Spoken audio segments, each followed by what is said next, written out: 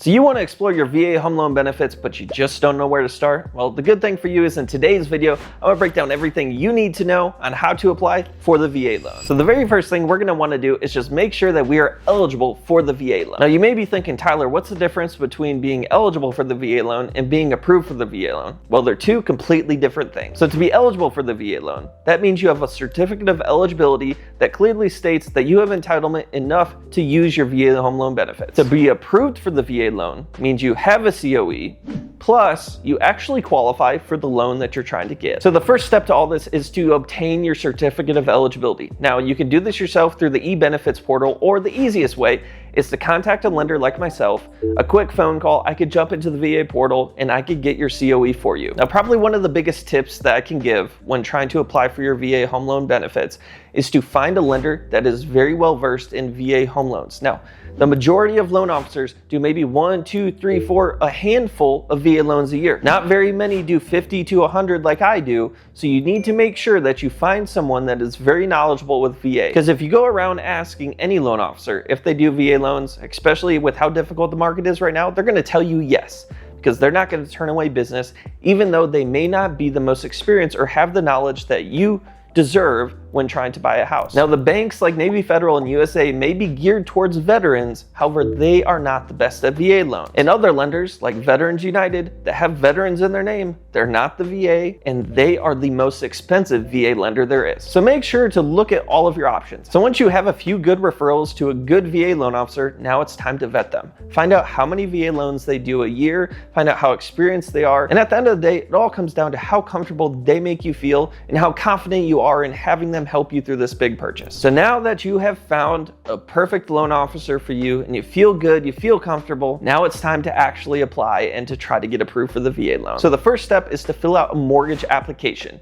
Now the majority of times you're going to just fill something out online, but it can also be done over the phone. You're going to run through your personal information, your employment history, your assets, all that fun stuff. Now, if you ever fill out any sort of form online and you get a pre-qualification letter, or maybe you've been pre-approved, but you haven't got to this next step, you're not really pre-approved. So what I'm talking about is you actually need to submit documentation to verify everything on your application before you get a pre-approval letter. So if a lender tells you that you are pre-approved for a VA loan, but you've never submitted bank statements, pay stubs, anything like that, you're not really pre-approved. Chances are you're what's called pre-qualified. Now there's a big difference between being pre-qualified and pre-approved, because when you're pre-qualified, you're just telling them what you think all of your information is, and nothing's been verified. So it doesn't really hold any weight, versus pre-approved means all of your documentation has supported everything you've claimed on your application. Because believe me, I've seen it time and time again where people tell me one thing and it ends up being another. Like for example, someone comes to me and says they have a 700 credit score, but they actually have a 550. If I had sent out a pre-approval letter or pre-qualification letter based on what they told me,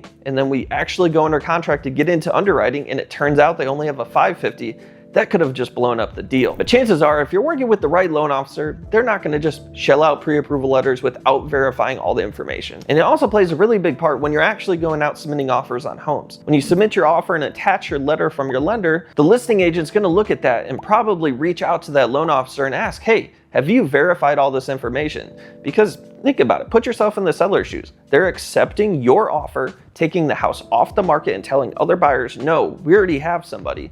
But if you didn't ever get fully pre-approved, no documents ever submitted, and let's say maybe your income actually doesn't work, you just wasted time for those sellers and their house was off the market.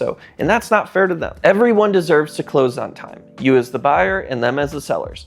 And so make sure to get fully pre-approved, not just pre-qualified. So now that you went through and you have your certificate of eligibility, you have a good VA lender, you've went through the approval process and have your pre-approval letter, now you're out shopping for homes, that's really all it takes. Like I said, at the end of the day, a good loan officer is going to be able to guide you through this easily and stress-free. So if you ever have any questions on how the application process actually works, or maybe you're having a bad experience with another lender you're using, feel free to reach out to me. Me and my team are in 47 states. We can help anyone almost anywhere. So please reach out to me. My phone number is listed on my channel. I'm here to be a resource for you, no matter what it takes. Even if it's just a quick phone call and I'm not doing the deal, I'm happy to provide some education. So thank you so much for watching today's video. Make sure to like, comment, subscribe, and I'll catch you in the next one.